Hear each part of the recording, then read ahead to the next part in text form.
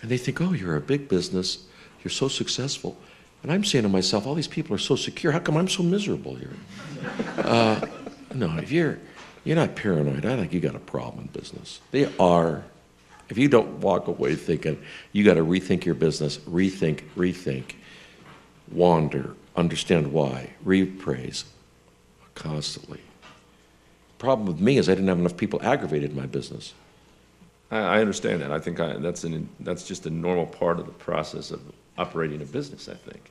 No, they get seduced, they go to the Easter Seal meeting, they go to the country club, and they're all fancy, and I never had that luxury. No, and I was always, and there's 3 parts of your life to be successful. There's work, love, and play. And I had, you let your career dominate your life, you get dysfunctional in other areas. So I was lucky enough to be married to my wife, Natalie, that wouldn't allow me to be dysfunctional in these other areas. But it's very important. Absolutely. Do you think it's possible in this current environment that we're in that these young people can dream and think about starting a business and being successful? Or is that kind of... It's more now than ever. When I graduated from business school, my parents, in 1959, the marginal tax rates in this country were 91%. So John Kennedy gets elected, he takes them to 70%. I graduated from business school, the tax rate in this country was 70%. And then Reagan took it to 28, and now we've got it back up to about 40 with the state of California.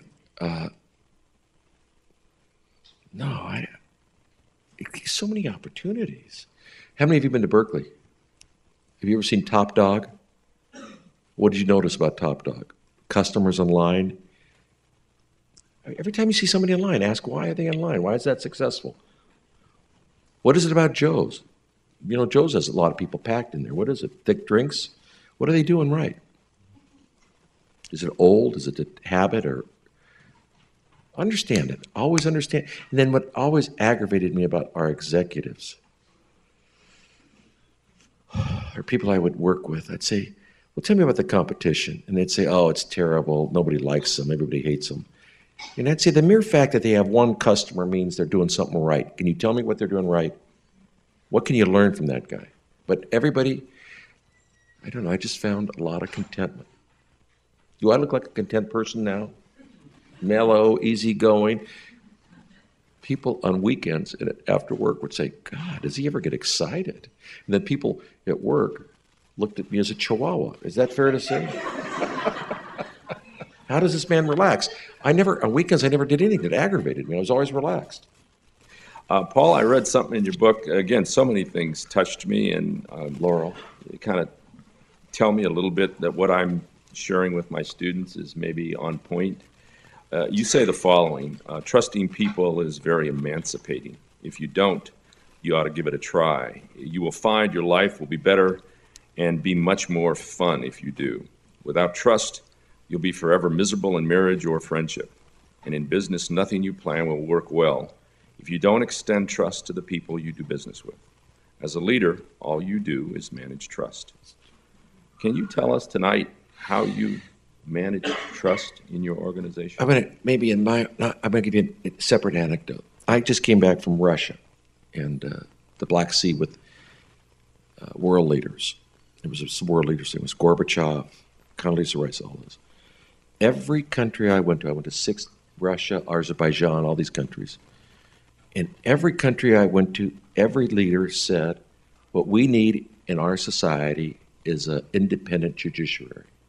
They didn't trust their judges. They were afraid of their police force. In this country, we take for granted we just have basic fairness.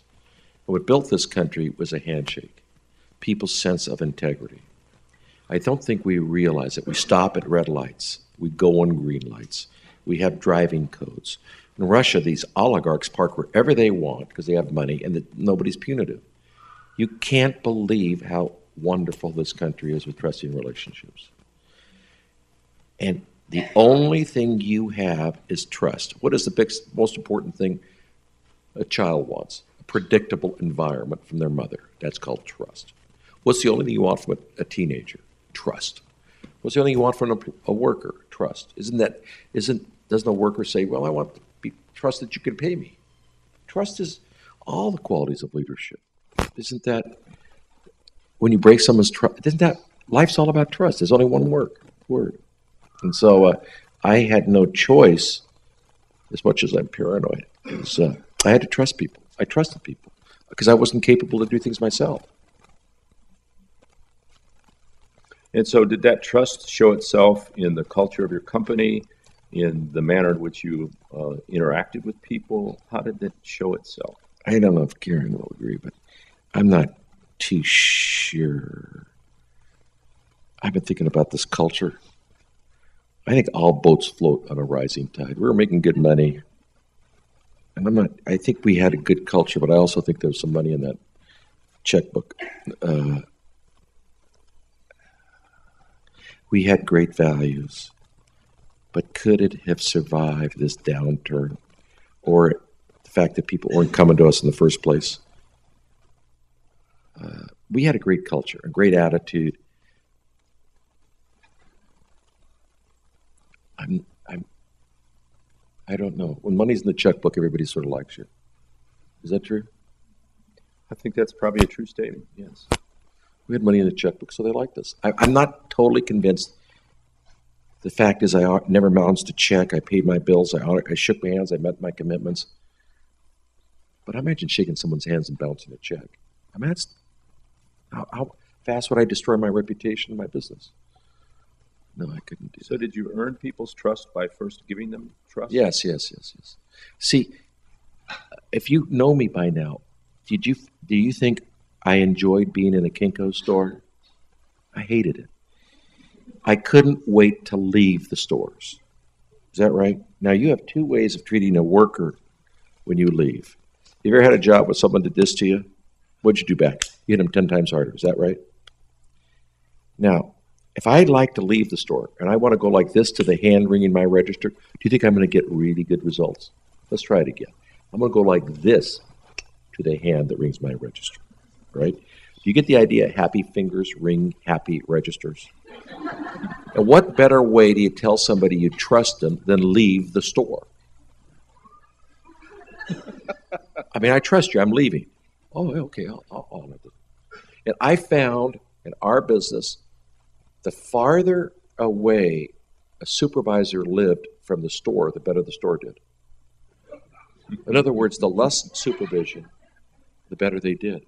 Because what happens when the supervisor goes in, they destroy the trust the manager has with their people. And I never would go to the stores unannounced because I thought that wouldn't show respect to the managers. I was always very aware that it was about trusting relationships. And I thank you for sharing that, Paul. It means a lot. It looks like we have our first question from the audience. Thank you, Paul. I was just wondering, I think some of the students might be curious, what was your favorite memory of Isla Vista?